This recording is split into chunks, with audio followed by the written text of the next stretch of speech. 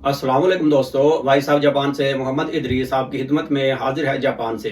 दोस्तों आज की वीडियो है जी कि जापान में एक बंदे का नॉर्मली जो खर्चा है वो तकरीबन कितना हो जाता है, क्योंकि कुछ दिन पहले मैंने वीडियो बनाई थी सैलरी के हवाले से भी कि जापान में नॉर्मली सैलरी जो है वो एक बंदा पाकिस्तानी तकरीबन तकरीबन 20,000 या 20,000 रुपये तक कमा लेता है। जापान वीज़ा और इंफॉर्मेशन के लिए मेरा YouTube channel voice of Japan visit करें और सब्सक्राइब करें। शुक्रिया।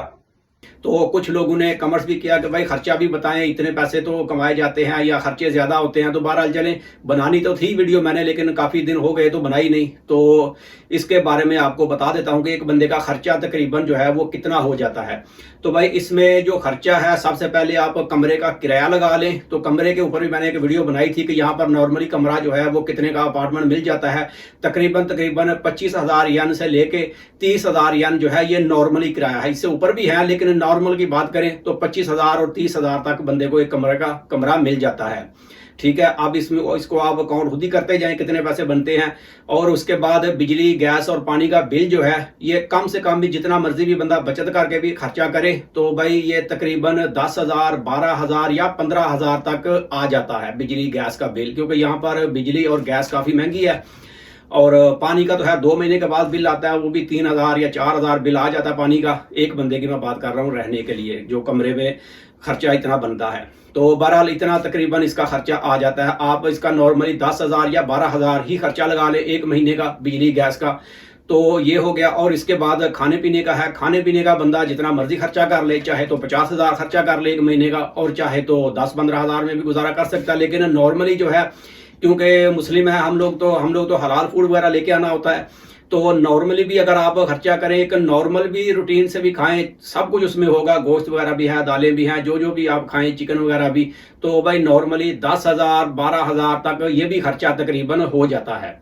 तो बस यही खर्चा है इसमें। और अगर गाड़ी है किसी की तो जाहिर है गाड़ी में पेट्रोल भी खर्चा होगा, और गाड़ी की इंश्योरेंस जो है वो भी 4,000 और 5,000 येन जो है ये नॉर्मल गाड़ी की, एक गाड़ी की इंश्योरेंस है, छोटी गाड़ी की।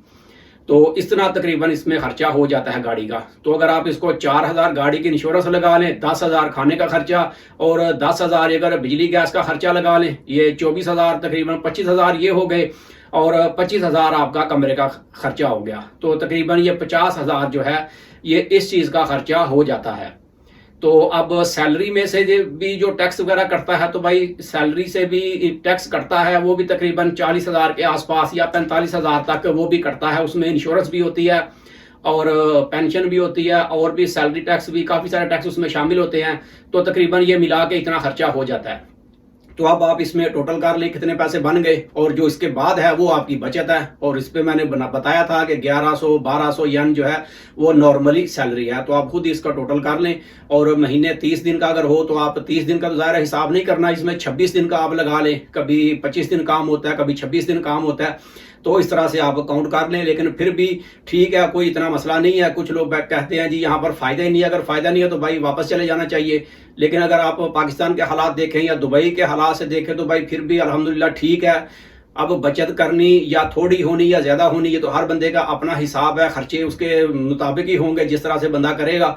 तो इस तरह से भाई इसका ये नॉर्मल से खर्चे हैं, और बाकी बचत भी आपने खुद ही करनी है जो भी है। तो यही है इसके बारे में डिटेल। फिर भी अगर किसी दोस्त ने कुछ पूछना हो तो वॉइस ऑफ जापान फेसबुक पर मेरा पेज पर मेरा व्हाट्सएप का नंबर ऐड है, तो आप मुझे वहां पर मैसेज कर सकते हैं। जो मुझे मालूम होगा मैं इंशाल्लाह आपको बता दूंगा। तो ये वीडियो बस यहीं तक थी। वीडियो अच्छी लगे तो इसे लाइक कर दें। मिलते हैं किसी अगली वीडियो में, तब तक अपना बहुत ख्याल रखें। पाकिस्तान जिंदाबाद।